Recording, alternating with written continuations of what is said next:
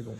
Du coup, parmi les compétences qu'on vous demande au bac, il y en a 3 principales. Comme on a déjà dit, il y a la réponse à une question problématisée, donc être capable de rédiger, d'argumenter, d'exprimer ses idées. Il y a le langage cartographique, donc ça aussi on va le faire, c'est savoir lire une carte et faire une carte. Et la compétence qu'on va voir tout de suite, c'est la compétence d'analyse de documents. Et en fait, la compétence d'analyse de documents, c'est la compétence la plus, on va dire, la plus importante, la mieux appropriée. Allez, écoutez parce que ça va pas. Il y aura un mauvais son après sur la vidéo. Et pour réviser, vous aurez besoin d'une bonne vidéo. La compétence d'analyse de documents, c'est, on va dire, le métier de base d'un historien et d'un géographe. Ok? Donc, c'est pas une épreuve, je sais pas, un petit peu farfelue ou non. C'est vraiment du concret, l'analyse de documents. On est des graines d'historiens et des graines de géographes. On travaille pour pouvoir explorer le temps et pour pouvoir explorer ce qu'il y a autour de nous. On travaille grâce à des documents, grâce à des sources historiques ou des sources géographiques. Et une analyse de documents, voilà, donc c'est la base de notre travail. Grâce à ces documents, on va pouvoir savoir ce qui s'est passé avant, ou on va pouvoir savoir comment ça se passe ailleurs, ou comment s'organise notre monde. Donc déjà, l'objectif d'une analyse de documents, vous avez des documents, vous avez des sources en face de vous. L'objectif de cette analyse, c'est de pouvoir comprendre ces documents, pouvoir les interpréter, pouvoir les mettre en relation avec vos connaissances personnelles. Et voilà, et l'idée c'est de pouvoir extraire les informations de ce document et pour pouvoir voilà, en tirer des connaissances, en tirer des informations et pour pouvoir éclairer le sujet que vous analysez. Ok? Donc, l'analyse de document, voilà, c'est extraire des informations, les mettre en relation avec d'autres informations entre les documents ou avec des informations que vous avez, vous, dans vos connaissances, pour pouvoir mieux comprendre un sujet, mieux éclairer un sujet et mieux connaître une période ou mieux connaître un espace. Ok, donc dites-vous quand vous analysez un document, c'est d'extraire des informations pour mieux comprendre un sujet, un thème. Ok,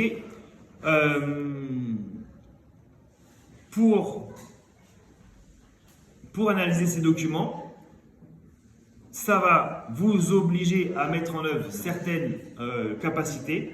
Déjà, de faire le lien avec vos connaissances, c'est-à-dire mobiliser vos connaissances, de hiérarchiser extraire et hiérarchiser les différentes informations qu'il y a dans le document, ok, et être capable de répartir aussi, le document il parle d'un thème principal, mais à l'intérieur du document il y a plusieurs sous-thèmes, et d'être capable d'extraire et de voir les différents axes qu'il y a dans le document, les différents thèmes qui sont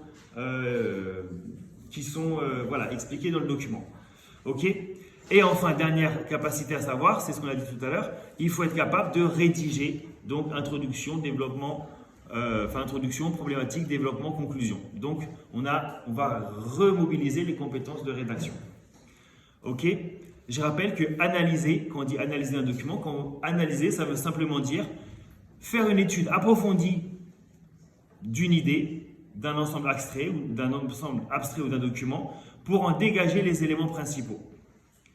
Et ça nous permet de prendre du recul en établissant des liens entre les informations qu'on a extraites de ce document et soit d'autres documents ou soit nos connaissances. Ok? Du coup, pour analyser un document, vous allez avoir forcément un travail assez important à faire au brouillon, un travail de préparation. Ok?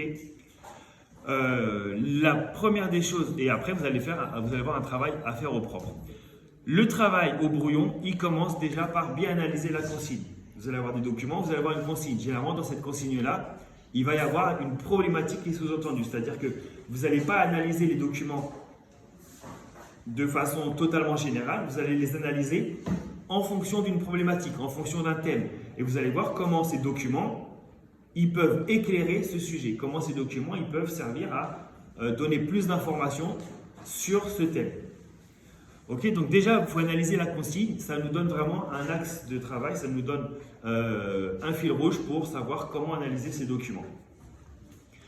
Ensuite, ces documents-là, vous êtes des historiens ou vous êtes des géographes, la première des choses pour prendre du recul, c'est déjà de prendre un peu de recul par rapport à ce document, de se détacher un peu de ce document en ce qu'on appelle en présentant les documents, en identifiant les documents.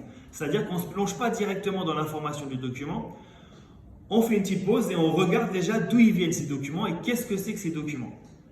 On va regarder, c'est la fameuse présentation des documents. Nature, date, destinataire, date avec le contexte, destinataire et information principale.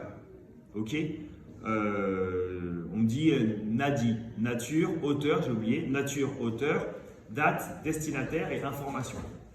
Ok, vous avez déjà entendu parler de cette méthode? Voilà, exactement, donc c'est ça. Donc ça, vous le faites, vous dites, voilà, est-ce que ce document, c'est, je ne sais pas, une affiche de propagande? Est-ce que c'est un extrait d'un texte d'un historien qui a analysé quelque chose à une époque? Est-ce que c'est une œuvre d'art? Est-ce que c'est une vidéo? Est-ce que c'est un extrait d'article de journal?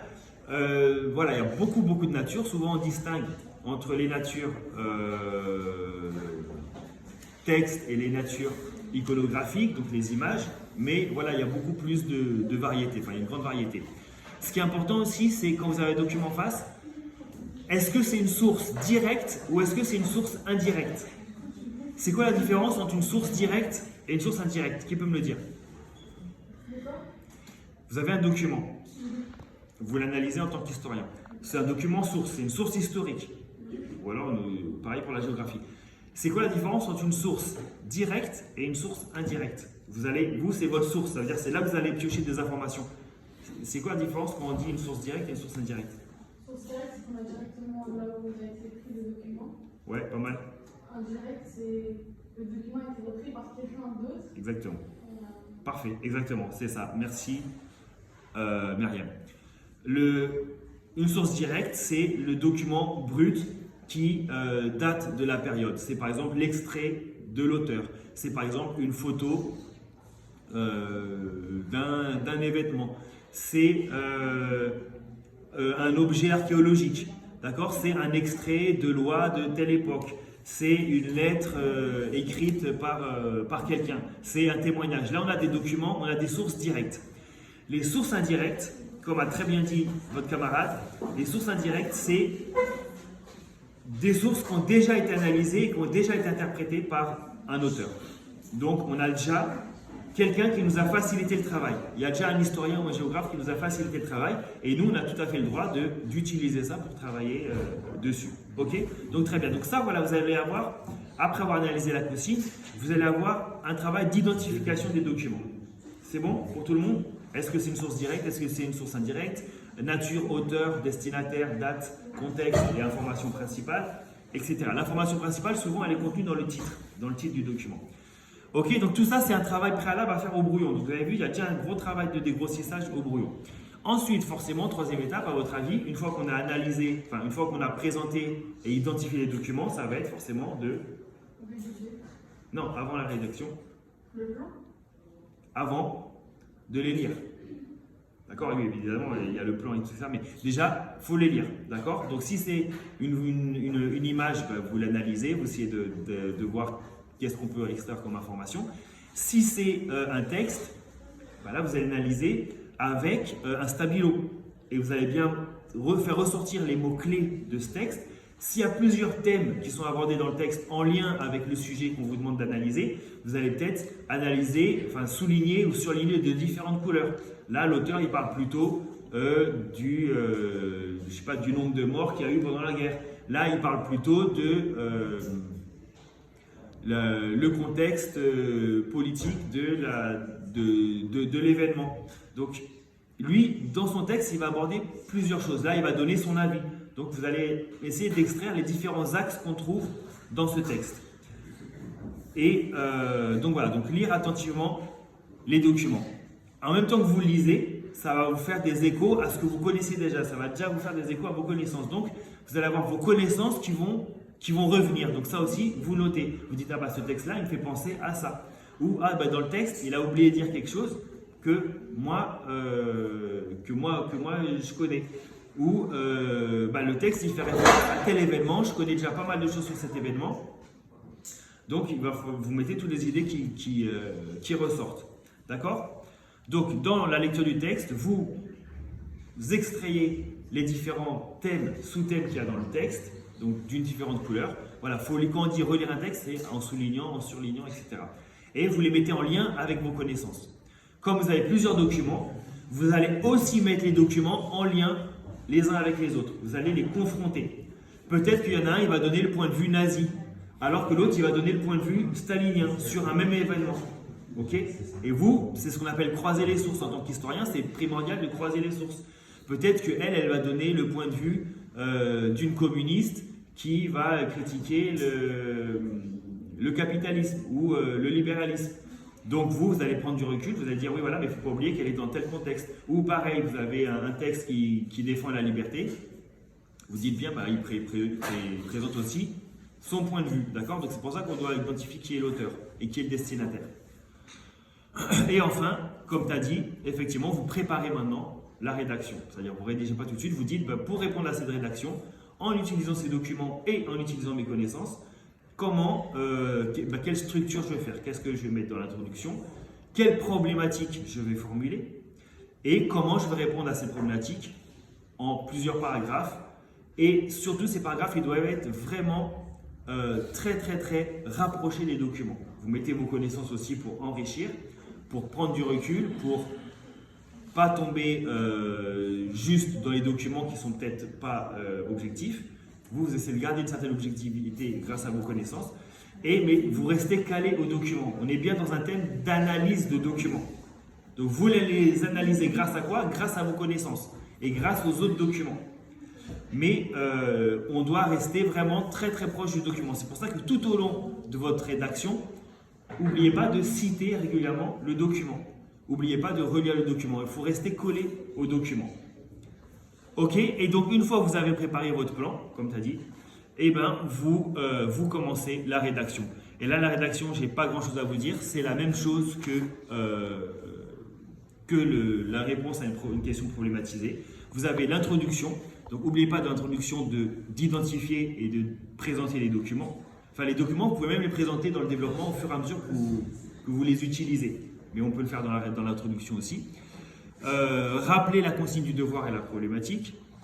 Et puis, voilà, créer votre structure. D'accord? Dans l'introduction, vous annoncez votre plan. Ensuite, le développement, vous faites la même chose que dans la réponse à une question problématisée. On peut quand même préciser que voilà, vous restez vraiment proche des documents. C'est les documents. Vous êtes là à analyser les documents, donc c'est le document qui reste au cœur de votre problématique. Et donc vous n'oubliez pas d'énoncer l'idée principale des documents, de le citer régulièrement et de les expliquer grâce à vos connaissances. Ok? Donc de façon écrite. Une analyse critique est une démonstration. D'accord? On cherche sans cesse à prouver ses idées grâce à des arguments. Et enfin, la conclusion, on revient à la problématique. On résume, on synthétise ce qu'on a dit dans les parties. Et puis on conclut en répondant en une ou deux phrases à la problématique. D'accord? Et vous avez le droit, évidemment, de terminer la conclusion par une citation ou par une ouverture pour montrer que le sujet est encore vaste, mais on n'a pas le temps de parler de tout maintenant. Ok? Donc voilà pour la méthode officielle d'analyse de documents. Je te remercie.